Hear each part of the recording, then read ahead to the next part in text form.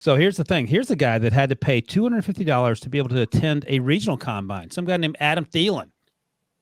So tell me how you just give me the short Rick's Picks version, like 2-minute version, so we get on these comps that people love so much. But I'm interested in the Adam Thielen angle. Yeah, we got very lucky. I mean, on how Adam Thielen turned out. In fact, he was not signed right after the draft. Mankato State was right down the street from us. We actually invited him to our rookie mini camp as a tryout guy. All of a sudden, he had like 3 or 4 other invites to go try out as a walk-on. We had him for the 3 days, and after day 1, we wanted to put him under contract right away because he wasn't the fastest. He had good size. I mean, he's probably runs 4.5s. But he was an excellent route runner, and you can just tell when we used to invite maybe 50 to 60 guys to come in and try out for the weekend. Because there's no downside? Huh? Because there's no downside? No, there's no downside. And he was looking better than some of the guys that we drafted in the later rounds in their respective positions. And it was like, this guy may have a chance. So we signed him. He was a big, huge Minnesota Viking fan, and we were very fortunate because we were right there. And ended up, making our practice squad his rookie year. Eventually got elevated to the active during the season because we needed a special teams player. He actually, I believe, blocked the punt, if I'm not mistaken, in the Carolina game when we were playing outdoors at the University of Minnesota Stadium, where our new stadium was being built. And then we had an injury at receiver, and he went in there, made a couple plays, and then it got better and better every year. And that's kind of the quick version of how we were probably very lucky to get an Adam Thielen. If we thought he was that good, and I say this all the time, then you should have drafted him if you thought he was going to be as good as he's played for Minnesota. But you knew who he was because he had been scouted and all that stuff. But the grade, we watched him practice actually because we had training camp down in Mankato.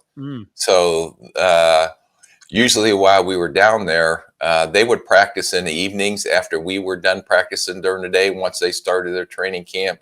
So we'd go over there and kind of hang out and just watch the guys. It was, and they've always had a very successful program down at Mankato State. And, and he, that's where he got on our radar originally. Then our scouts went down there, went to a couple games, and so we knew who he was. Right. And we actually got a chance to see him practice while we were at training camp that year. And one of the issues is that playing against that level of competition, it's hard to differentiate whether you're going to be Adam Thielen NFL or whether you're Adam Thielen who's just better than the rest of the kids on the field. Is that right? Yeah, and those are the things that you're trying to project, and that's where analytics did a great job, and we called like pinging a player. He had some of the traits that pinged for receiver position, and they predicted that he would be definitely practice squad worthy. Can you give us some insight into the pinging qualities, or is that top secret? That's there's a lot of different ways to break it down. I mean, I can't go into every detail. One of the things though that analytics came up with, and people don't realize this, is that when we did the psychological testing, one of the key traits in the psychological testing for a receiver to have success is social maturity off the field. And every Pro Bowler scored highly on a social maturity aspect of that, which I would never have guessed in a million years until analytics was able to point that out to us. All right, one last thing I'll ask you about this, and then we'll move on to player camps. How often does a player make the successful jump from practice squad to game day roster? And successful could mean just being like a special teams, critical part of the special teams unit. Oh, you're hoping, our philosophy was usually from 6th, 7th round, college free agents have maybe a 15% chance.